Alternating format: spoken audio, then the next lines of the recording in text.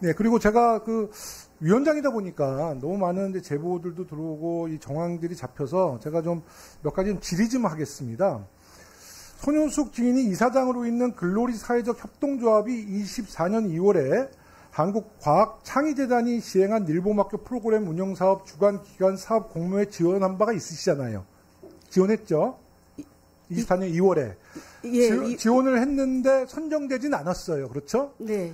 그 글로리 조합이 제출한 사업계획서를 보니까 굉장히 부실했어요. 평가 배점 10점을 차지하는 사업비 계획 항목은 빵점 맞으셨어요. 그 결과 지원 기관이 총 54개 중 꼴찌에서 세 번째 52등이었는데 창의재단 심사위원들이 공정하게 평가한 거로 보여집니다. 그런데 이렇게 형편없이 기관을 탈락시켰다는 이유로 교육부 담당 공무원들이 압력을 받았다는 제보가 있어요. 그래서 이와 관련해서 확인을 좀 해보겠습니다. 당시에 일본학교 사업을 총괄한 김천웅 국장님 와 계세요? 김천웅 국장님. 네. 국장님, 제가 앞에서 말씀드린 정황과 의혹에 대해서 알고 계시죠? 네, 알고 있습니다. 손효숙 대표가 이사장으로 있는 글로리 사회적 협동조합의 일본학교 주관기관 사업 공모와 관련해서 심사를 앞두고 윗선으로부터 연락받은 적 있죠? 네, 있습니다. 제가 알고 지금 다 물어보는 겁니다. 네, 있습니다. 어떤 걸 부탁하던 거예요? 손효숙 씨 잘 부탁한다라는 지시면 지시 받으셨죠? 글로리 사회적 협동조합을 챙겨달라는 요구가 있었습니다. 잘 챙겨달라? 네. 그게 일본학교 주관기관으로 선정을 하는 압력으로 느끼셨죠? 솔직히 말씀하세요. 네, 압력으로 느꼈습니다. 죄송하지만 그 교육부에서 연락받았습니까? 대통령실에서 연락받았습니까? 대통령실로부터 연락받았습니다. 대통령실, 교육부 공직자 출신의 대통령실, 대통령 교육비서관, 신문규 전 비서관으로부터 연락받았죠? 네, 맞습니다. 교육비서관이 대통령 의사 확인하지 않고 이런 거 지시하면 안 되는 거고 할 수 없는 입장이에요. 그래서 아까 제가 손효숙 대표한테 윤석열 대통령이나 그 부인 김건희 씨로부터 혹시라도 전화 통화를 받았냐 이런 말씀을 드린 건데 못 받았다는 거는 지금 계속 유지하시는 거죠. 네. 그리고 나서 글로리 조합이 심사에서 탈락한 이후에 이와 관련해서 문제 제기하는 항의 전화 또 받으셨죠. 아니, 솔직히 제가 이거 다 내용을 알고 있으니까 말씀하셔야 됩니다. 위증죄로 고발당해요.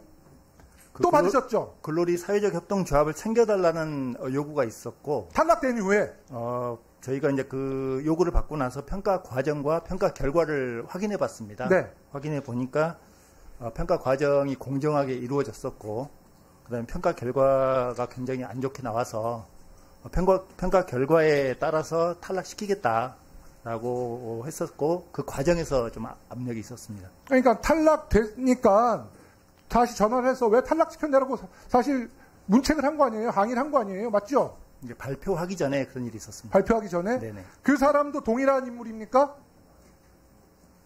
맞습니까? 맞습니다. 그러니까 대통령실 교육비서관 신문규 전 교육부 기조실장이 이 업체, 작은 업체 탈락을 놓고 잘 부탁한다, 잘 챙겨달라 압박 넣고 떨어지니까 다시 한번 연락해서 왜 이거 떨어뜨렸냐 항의한 거예요. 이거를 대통령실에서 모른다? 가능한 일이 아니라고 저는 판단이 듭니다. 저는 일본학교 담당 공무원들은 정말 잘했다고 봐요. 이런 압박에도 불구하고 공정하게 심사를 해주시고 교육 현장을 지켜주신 우리 대한민국 교육부 공직자들께 감사드리겠습니다. 돌아서 앉으십시오. 근데 손효숙 대표는 기어코 24년도 10월 서울교대와 일본학교 프로그램 지원 및 강사 양성을 위한 업무 협약을 하게 되는 거예요. 이번에는 글로리 사회적 협동조합이 아닌 한국일본학교 연합회의 이름으로 업체명을 바꿔서 말이죠. 이 부분이 의구심이 갈 수밖에 없는 이유는 손효숙 씨는 이미 입장문에서 서울교대의 프로그램이 채택된 연유에 대해 2024년부터 한국과학창의재단 공모사업에 도전했는데 실패를 반복해 탄식하던 중 창의재단 일본팀 관계자가 향후 전국 교대를 중심으로 공모사업이 진행될 것이라고 조언해줬다라고 입장문을 발표했어요. 맞죠? 그것도 변호사를 통해서 입장문을 발표했어요. 자, 그런 정보를 알려준, 조언해준 사람이 누구입니까? 말씀해 주세요. 창의재단에서 이런 정보를 앞으로 이렇게 향후에 이런 저 사업이 공모될 거라고 조언해 준 사람이 누구예요? 2월 달에 1차적으로 프로그램 늘봄 아니, 그러니까 공허 말씀해 주세요. 프로그램 공모 사업에서 제가 이제 낙방을 하고 네네. 그다음에 5월 달에 또 있었습니다. 네네. 그때도 저희가 이제 그 사이에 많은 이제 노력 낙방하고 끝에 나서 넣었다가 네네. 그때는 또 교대에서 비슷한 사업을 추진할 거라고 저 창의대나에서 귀띔해줬다라고 본인이 밝히셨잖아요. 예, 문건에. 그래서 누가 그거 조언을 해줬냐고요. 그때 저희가 했을 때 이 접수 시간을 한 5분 정도 놓쳐서 그러니까 결국은 접수를 못했는데. 자, 잠깐만요. 그러면요. 예. 제가 이제 우리가 이제 여러 제보는 당시 그 창의재단의 이사장이 조율래 이사장인데 맞습니까? 조율래 이사장이 좀 조언해줬죠? 아닙니다. 저는 그분을 모르는 분입니다.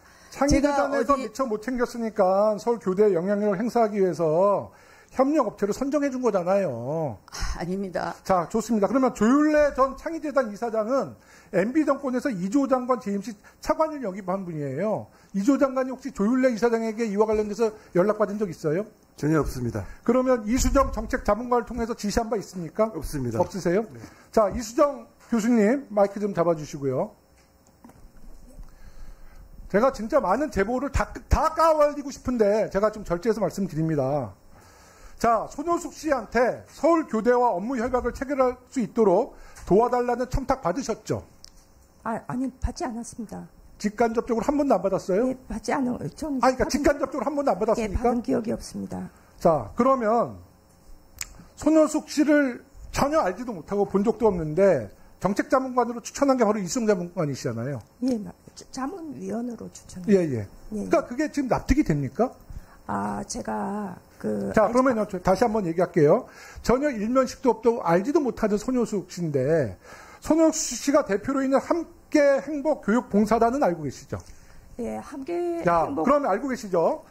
교육부 직원에게 이 함께 행복 교육 봉사단과 MOU를 체결하라는 압력을 넣습니까? 안 넣습니까? 압력을 넣지 않습니다. 그러면 네. 의사를 전했습니까? MOU 체결할 수 있도록 도와주라고 의사를 전달했습니까? 도와주라고 하지 않았습니다.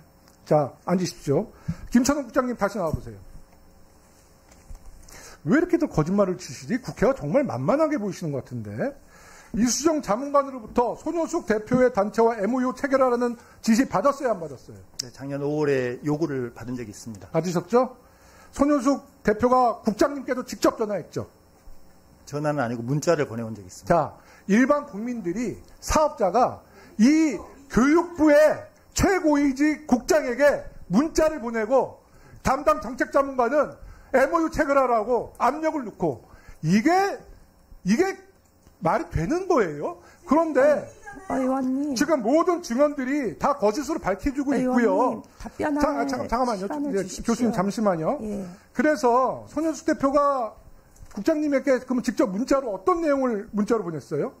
먼저 본인 소개를 하고 네. 그다음에 제안할 게 있다고 해서 제가 답변을 하기를 우리 담당 부서 연락처를 알려주면서 그쪽으로 연락하라고 했습니다. 아니, 국장님 전화번호는 손현숙 대표는 어떻게 알았습니까? 이수정 자문관이 알려준 걸로 생각됩니다. 자, 이렇게 명확하게 이수정 자문관과 손윤숙 대표의 관계, 대통령실의 압력, 이것을 방관했든 알았든 교육부 장관이 태도, 이것이 교육부가 대통령실이 직접 리박스쿨과 연관이 없다라고 어떤 국민들이 생각하겠어요. 앉아 계십시오. 저는 이 대한민국에 희망이 있는 거는 그래도 교육부 공직자들은 흔들리지 않았다는 이런 메시지를 국민께 말씀을 드리겠고요. 이제 다음 이 질의가 다시 처음부터 돌아갔는데 정말 여기 계신 모든 증인들, 모든 증인들 좀 솔직했으면 좋겠습니다. 저는 오늘 이 순간에도 정말 이조 장관님 정말 무책임하게 저는 이조 장관님과 소통은 잘 됐다고 생각하는데 지금 이 순간에도 어찌됐든 도의적이든 아니든 이 무리를 일으키고 이 사태가 나면 국민께 사과 한마디는 해야 돼요. 아무도 사과하지 않습니다. 모두들 정당화되는 거예요. 이 교육이 정당한 교육이라고 다들 말씀하시는 건데 국민들이 평가할 문제지만 저는 정말 이러시면 안 된다고 봐요. 그리고 잘못한 거 있으면 솔직히 고백하고 죄송하다 국민께 사과하고 다시는 이런 일이 발생하지 않도록 재발 방지를 교육부가 마련해야죠. 이걸 조직적으로 이렇게 은폐하면 됩니까? 자, 그러면